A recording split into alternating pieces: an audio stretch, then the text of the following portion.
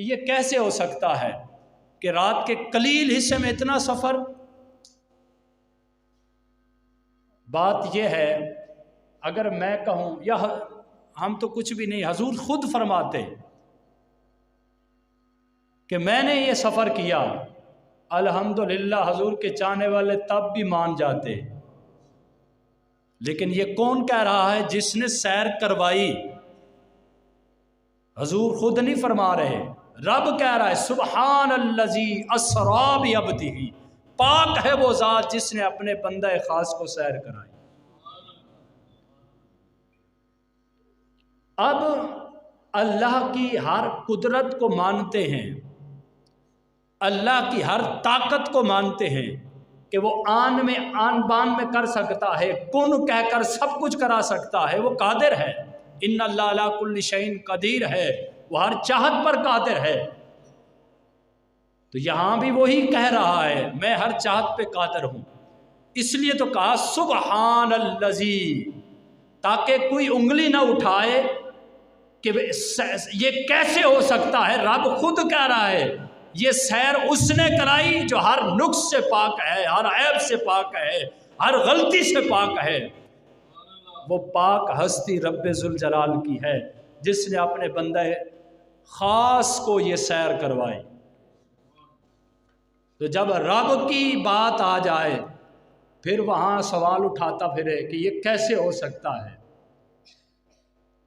دو باتیں ہوتی ہیں کسی کی بات ماننے سے، ایک عقل سے، ایک عشق سے۔ جس نے آج تک عقل سے حضور کو مانا تو وہ آج بھی اعتراض کر رہے ہیں، اور جو عشق ہوتا ہے وہ فیصلے کرنے میں خود ہی دلیر ہوتا ہے۔ وہ پھر عشق یہ نہیں دیکھتا کہ اس میں کیا ہے تو کیا نہیں، وہ کہتا ہے میرے آقا نے فرمایا یہ حضور کی بات ہے، ٹھیک ہی ہے، پھر اس میں تحقیق کیا۔ تو یہاں جب رب کی بات ہے پھر بھی اعتراض یہ کیسے ہو سکتا ہے؟ بھی کرانے والا رب کہہ رہا ہے سبحان الذی، میں نے کروائی۔ اور جب رب خود کہہ رہا ہے، جب قرآن مجید میں اس کا ذکر ہے، 15 سپارے کی پہلی سورت ہے، پہلی آیت ہے، تو جب رب ذوالجلال خود یہ کہہ رہا ہے کہ میں نے اس اپنے بندے کو سیر کرائی، اور جب ہم اللہ کی تمام باقی قدرتوں کو مانتے ہیں کہ وہ اس نے اپنی قدرت سے 7 آسمان کو بغیر ستون کے کھڑا کیا، اس نے اپنی قدرت سے بغیر کسی نطفے کے زمین کو پیدا کیا، اس نے اپنی قدرت سے 2-4 ٹانگوں والے جانوروں کو پیدا کیا، بغیر ٹانگے والوں جانوروں کو پیدا کیا، اس نے اپنی قدرت سے آدم علیہ السلام کو ماں باپ کے بغیر پیدا کیا، اس نے اپنی قدرت سے اپنے حضرت عیسیٰ علیہ السلام کو بغیر باپ کے پیدا کیا۔ جب رب کی ساری قدرتوں کو مانتے ہیں تو یہ بھی رب کی قدرت ہے، وہ کہہ رہا ہے میں نے کروائی ہے۔ جب رب کی باقی قدرتوں پہ ہم ایمان لاتے ہیں کہ وہ رب جو حضرت صالح علیہ السلام کی اونٹنی کو بغیر کسی ماں باپ کے، بغیر نطفے کے پتھر سے پیدا کر سکتا ہے، تو یہ رب کی قدرتیں ہیں۔ جو ایک درخت کو اگائے اور پھل چاہے اس میں مختلف قسم کے ذائقے اگا دے، وہ جو بھینس سے گوبر اور خون سے دودھ نکلتا ہے، پینے میں اس کا ذائقہ لذیذ ہوتا ہے، نہ خون کی بو آتی ہے نہ گوبر کی بو آتی ہے، وہ رب قادر ہے، وہ جس طرح چاہے کر سکتا ہے۔ تو پھر اس نے ہی کہا ہے کہ میں نے اپنے محبوب کو سیر کروائی ہے، میں نے اس کو یہ معجزہ عطا فرمایا ہے، کیونکہ رب ذوالجلال کی قدرت قرآن مجید میں بے شمار ایسی مثالیں ہیں جو انسان کی عقل بھی نہیں مانتی۔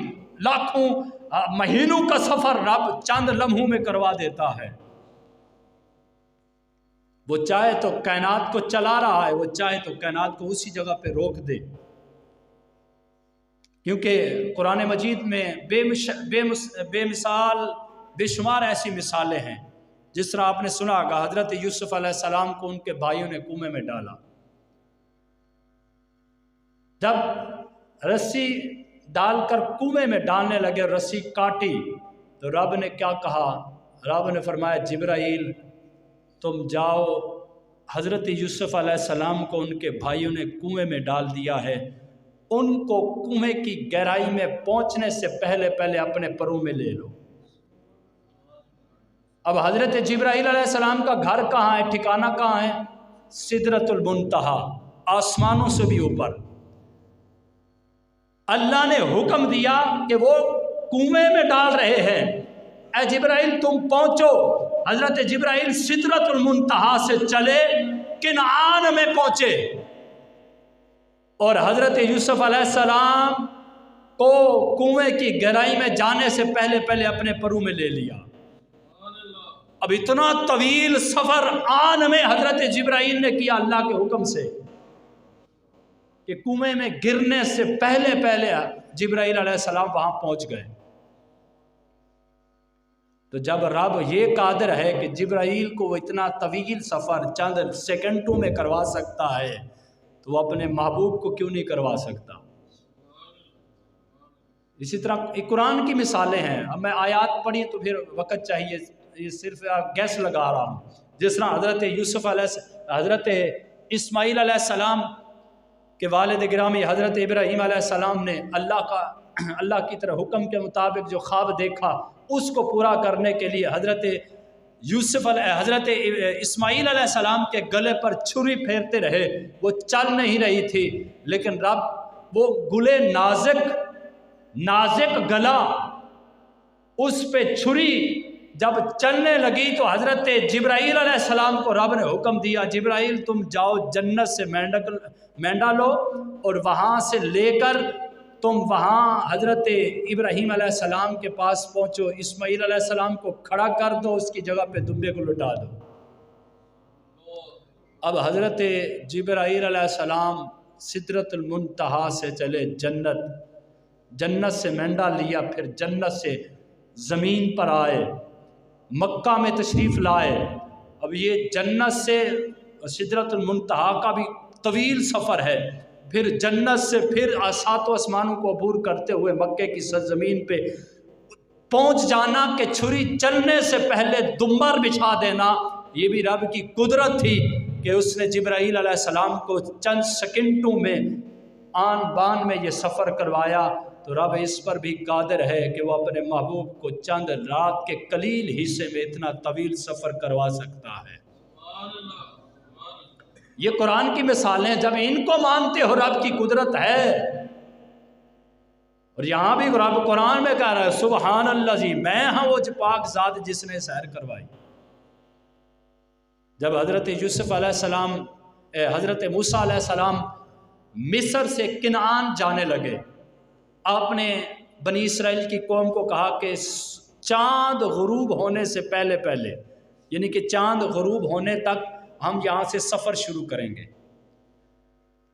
अब आपने अपनी कौम को हुक्म दिया और मिस्र से किनान का सफ़र था, तो अल्लाह ने हुक्म दिया हज़रत मूसा अलैहिस्सलाम को। हज़रत अब्दुल्ला इब्न ज़ुबैर रज़ी अल्लाह ताला अन्हु इसको रिवायत करते हैं, रब ने हुक्म दिया हज़रत मूसा अलैहिस्सलाम को कि आप किनान जाते वक़्त हज़रत यूसुफ अलैहिस्सलाम की एक वसीयत थी कि मेरा जिस्म अतहर, क्योंकि जब मिस्र में आपका विसाल हुआ तो लोगों ने मिस्र में आपको तदफीन किया आपकी, तो आपकी वसीयत थी कि मेरे आबाओ अजदाद के कब्रिस्तान में मुझे दफन किया जाए। तो अल्लाह ने हुक्म दिया हज़रत मूसा अलैहिस्सलाम को कि हज़रत यूसुफ अलैहिस्सलाम की वसीयत थी और मिस्रियों ने वो पूरी न की, और अल्लाह ने मूसा अलैहिस्सलाम को हुक्म दिया कि तुम हज़रत यूसुफ अलैहिस्सलाम के जत अतर को वहाँ से निकाल कर मिस्र से किनान ले जाओ। अब इधर काफ़िला किस वक्त रवाना होना था? सूरज गरूब होने तक, सूरज नहीं चाँद गरूब होने तक। अब अल्लाह ने हुक्म दिया तो हज़रत मूसा अलैहिस्सलाम ने मिस्र के अंदर हज़रत यूसुफ अलैहिस्सलाम की कब्र को ढूंढा। जब निशानात सामने ना आए तो आपने अपनी कौम से पूछा, तुम में से कोई जानता है हज़रत यूसुफ अलैहिस्सलाम की कब्र का निशान? उनमें से एक बुढ़िया औरत उठी, कहने लगी हाँ मैं जानती हूँ। तो आपने फरमाया बता फिर। तो उसने कहा बताऊंगी, तब मेरी कुछ शराइत हैं, अगर वो शराइत पूरी कर दे तो मैं बताऊंगी। हज़रत मूसा अलैहिस्सलाम ने पूछा कौन सी शराइत हैं? تو وہ کہنے لگی میں ایک نبینا ہوں، میری ایک شرط یہ ہے کہ میں بینا ہو جاؤں، دیکھ میری آنکھ صحیح ہو جائے۔ فرمایا دوسری کہا میں بوڑھی ہوں، میں جوان ہو جاؤں۔ تیسری شرط کہ قیامت والے دن جنت میں آپ کے رفیق رہوں، یعنی کہ آپ کے ساتھ میرا مقام ہو، یعنی کہ آپ کے ساتھ میرا ٹھکانہ ہو۔ یہ تین اس کی شرطیں تھیں۔ اب حضرت موسیٰ علیہ السلام نے یہ تو نہیں کہا بھائی مائی تو شرک کر رہی ہے، رب یہ تو بنائی کرنا رب کا کام ہے، جوان کرنا رب کا کام ہے، اور جنت میں رفیق بنانا وہ بھی اس کی قدرت ہے، تو رب سے مانگ، مجھ سے کیوں کہہ رہی ہے؟ اب ہم کہنا یا رسول اللہ مدد، یا علی مدد، یہاں شرک اور بدعت کے توپیں ہماری طرف ہوتی ہیں۔ یہاں حضرت موسیٰ علیہ السلام نے تو نہیں کہا، اس طرح کی بے شمار قرآن کے اندر مثالیں ہیں، لیکن اللہ کی عطا سے اللہ کا نبی عطا کر سکتا ہے، ہمارا یہ عقیدہ اللہ کی عطا سے۔ حضرت موسیٰ علیہ السلام نے یہاں نہیں اس سے اعتراض کیا تو مجھ سے کیوں مانگ رہی ہے یہ چیزیں، لیکن آپ نے اللہ کی بارگاہ میں دعا کی، اس عورت کو جوان کر دیا گیا، اس کی بینائی واپس آ گئی۔ پھر اس نے نشاندہی کرائی کہ دریائے نیل کے وسط میں درمیان میں حضرت یوسف علیہ السلام کی قبر ہے۔ اس کی وجہ بتائی کہ درمیان میں کیوں، کہا دریائے نیل کے ایک کنارے پہ حضرت یوسف علیہ السلام کو دفن کرتے تو ایک کنارہ بس جاتا، آباد ہو جاتا، دوسرا کنارہ ویران ہو جاتا، اگر دوسرے کنارے دفن کرتے تو وہ آباد ہوتا، یہ ویران ہو جاتا۔ تو اس لیے حضرت یوسف علیہ السلام کی جسم اطہر کو دریائے نیل کے درمیان میں دفن کیا گیا تاکہ آپ کے جسم اطہر کی برکت سے یہ کنارہ بھی آباد رہے، وہ کنارہ بھی آباد رہے۔ اور حضرت یوسف علیہ السلام کے جسم اطہر کو حضرت موسیٰ علیہ السلام نکالنے لگے، اب پانی کو سائڈ پہ کیا، وقت تو لگنا تھا، تو وعدہ قوم سے کیا کیا تھا، سورج غروب ہونے تک ہم یہاں سے سفر شروع کریں گے۔ اب اللہ کا حکم آ گیا کہ یہ ساتھ لے کے جانا ہے آپ کی جسم اطہر کو، حضرت یوسف علیہ السلام کو۔ تو حضرت موسیٰ علیہ السلام نے پھر کیا کہا، اب عرض کی یا الہ العالمین، یا اللہ میں قوم سے وعدہ کر آیا ہوں کہ چاند غروب ہونے تک ہم یہاں سے نکلیں گے، تو ہمارا وقت یہاں لگ رہا ہے جسم اطہر نکالنے سے، کیونکہ وہاں سے کھدائی ہوئی پانی کو ہٹا کر پھر ایک ستون تھا، ستون کے اندر ایک صندوق سا مرمر کا، سنگ مرمر کا، اس کے اندر حضرت یوسف علیہ السلام کا جسم اطہر تھا۔ تو وقت لگ گیا، ادھر چاند اپنے وقت کے مطابق چل رہا تھا۔ حضرت موسیٰ علیہ السلام نے رب کی بارگاہ میں عرض کی مولا چاند کو روک دے، چاند رک جائے تاکہ ہم جسم اطہر نکال کر قوم کے وعدے کے مطابق سفر شروع کریں، قوم کے اندر شک نہ پیدا ہو جائے۔ حضرت موسیٰ علیہ السلام نے دعا مانگی، رب نے چاند کو روک دیا، رکا رہا جب تک حضرت موسیٰ علیہ السلام نے حضرت یوسف علیہ السلام کے جسم اطہر کو نہ نکال لیا۔ جب نکالا پھر چاند اپنا کام ہو گیا، چاند پھر اپنے سفر پہ جاری رہا، تو حضرت موسیٰ علیہ السلام اپنی قوم کے کیے ہوئے وعدے کے مطابق وہاں سے سفر شروع کیا مصر سے کنعان کی طرف۔ یہ مسئلہ سارا واقعہ سنانے کا مقصد یہ تھا کہ وہ رب جو چاند کو روک سکتا ہے، وقت کو ٹھہرا سکتا ہے، تو وہ رب اپنے محبوب کو سیر کرانے میں وقت کو کیوں نہیں ٹھہرا سکتا تھا؟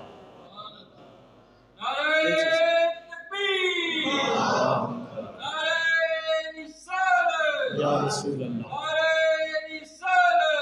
یا رسول اللہ،